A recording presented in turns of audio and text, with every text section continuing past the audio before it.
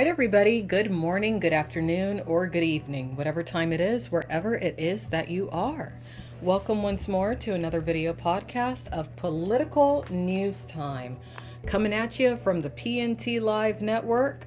Remember, you can always check out archives of this podcast over on PNT Live Net and its associated websites and social media outlets.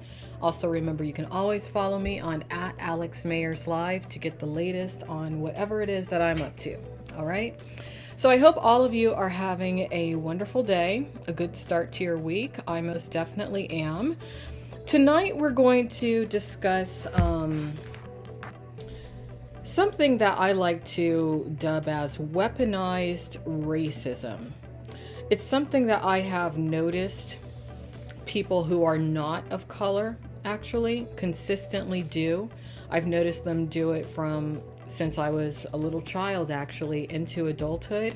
It's something that is very prevalent actually in the adult entertainment industry. So that's what we're going to talk about tonight. For example, if you pop on over to pornnewstoday.com, you'll notice a headline. Actually, let me just read the headline to you verbatim as to something that I was discussing on last night's podcast. Look at the July 14th, 2020 headline.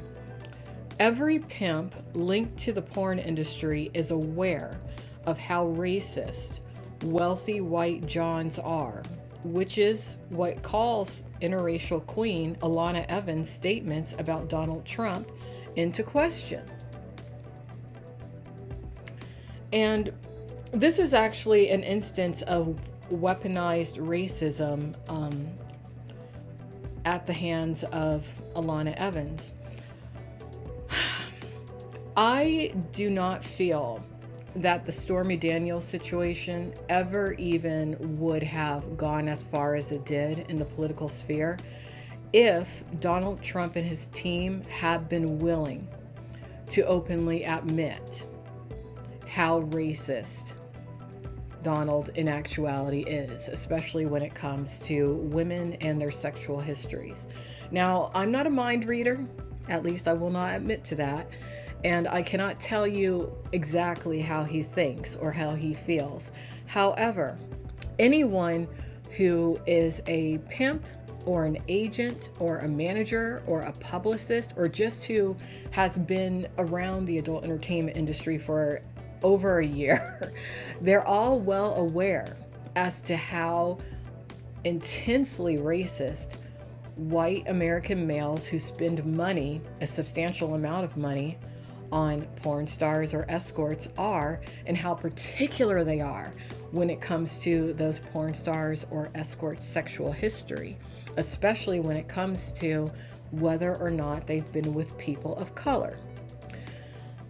Alana Evans has always been at a tremendous disadvantage to her white female peers in the industry due to her history of being straight out the gate with a tremendous amount of black men. Part of the reason that was her career path had to do with her being with an incredibly abusive man of color, that's what she claims at least, who essentially pimped her down that path. And it was a path that she couldn't turn around from. You know the saying, once you go black, you can't go back. But when Alana saw her opportunity in regards to Donald Trump, at least this is how it appears, she knew that she could essentially increase her own street value by linking herself to him by putting out the claim that he wanted her to join the party when it came to Stormy Daniels. But is that in actuality likely the truth?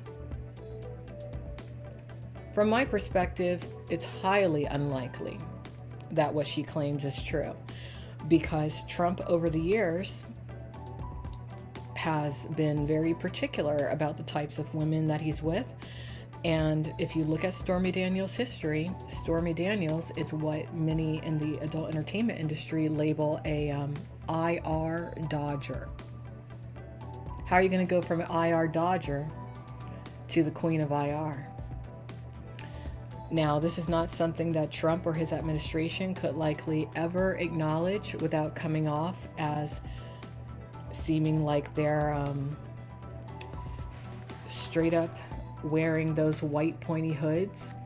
But what I'm explaining is likely the reality. But that's a form of weaponized racism.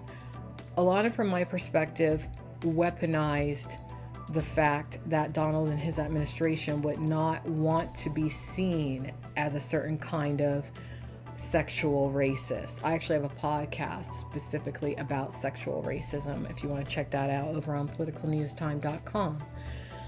But the adult entertainment industry and those linked to it consistently weaponize racism, as do people outside of the adult entertainment industry. For example, the entire Black Lives Matter movement, the political movement, which in actuality is no more than, at least from my perspective, an anti-government agenda to defund the police, something that I feel would tremendously hurt African Americans, especially young African Americans, in the long run. But that's weaponized racism. It's a bunch of closet racist white liberals, from my perspective, who are running around saying, hey, if you don't support Black Lives Matter and our move to create a third world country within the United States, then you must be racist. So there you go. That's weaponizing racism again, and that's wrong.